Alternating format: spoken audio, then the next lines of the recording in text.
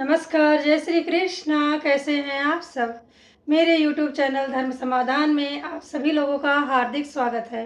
आज हम आपको बताएंगे अहोई अष्टमी 2025 में कब है।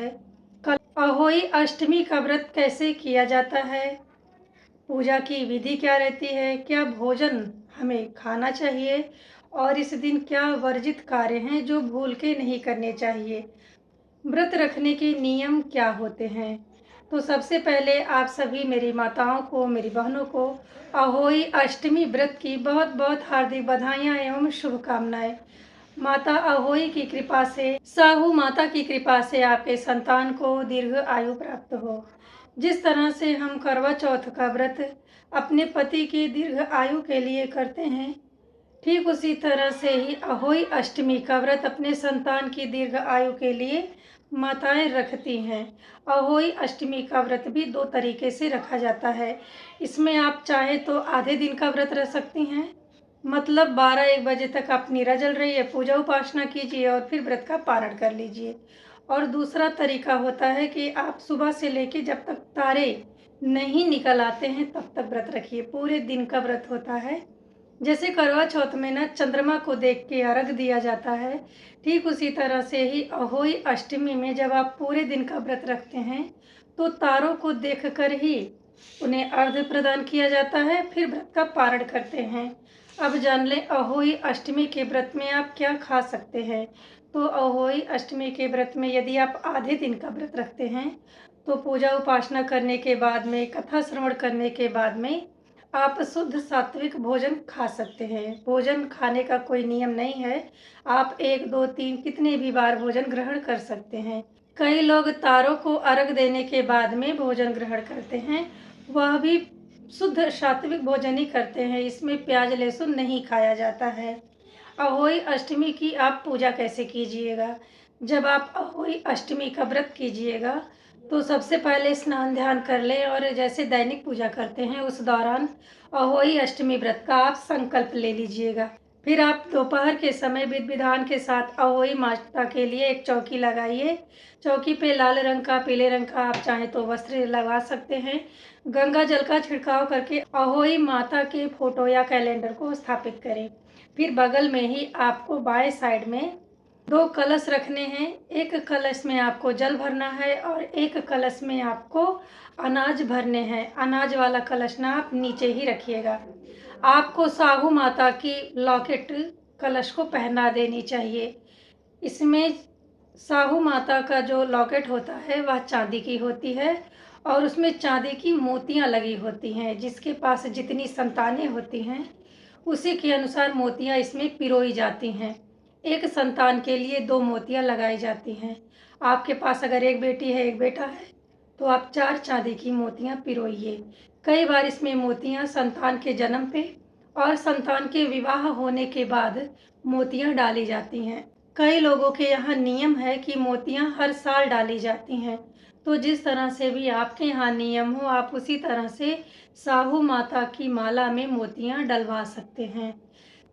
हमने आपको दोनों तरीके व्रत रखने के बताए हैं। आप चाहे आधा दिन का व्रत करें या पूरे दिन का व्रत करें। आपने जैसा पहले बार व्रत रखा है उसी अनुसार आपको व्रत धारण करना चाहिए, या आपके घर में, कुल में, खानदान में, आपके क्षेत्र में, राज्य में जिस तरह से व्रत रखने का रिवाज है उसी के अनुसार आप व्रत को धारण कीजिएगा। पूजा पाठ के दौरान ही अहोई अष्टमी के व्रत में भी सास के लिए बायना निकाला जाता है। जब आप कथा सुन लें उसी वक्त आप सासू माँ को बायना दे सकते हैं। बायना दे के उनके पैर छू लीजिएगा। अब जान लें अहोई अष्टमी व्रत 2025 में कब है। तो यह 13 अक्टूबर 2025 दिन सोमवार को रखा जाएगा। इसी दिन ही सारी माताएं अपने संतान की दीर्घायु के लिए अहोई अष्टमी का व्रत धारण करेंगी। अहोई अष्टमी का व्रत आप जब रखें तो सिलाई, कढ़ाई, कटिंग मत कीजिएगा।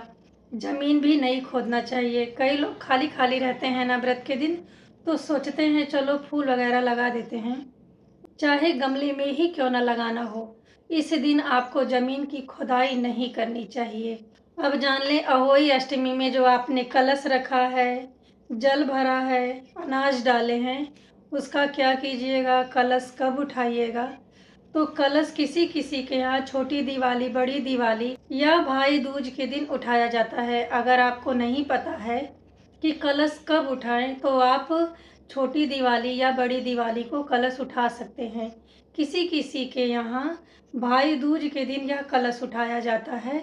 तो अगर आपके यहाँ भाई दूज के दिन अहोई अष्टमी के कलश को उठाया जाता है, तो सुबह सवेरे ही इस कलश को उठाना चाहिए।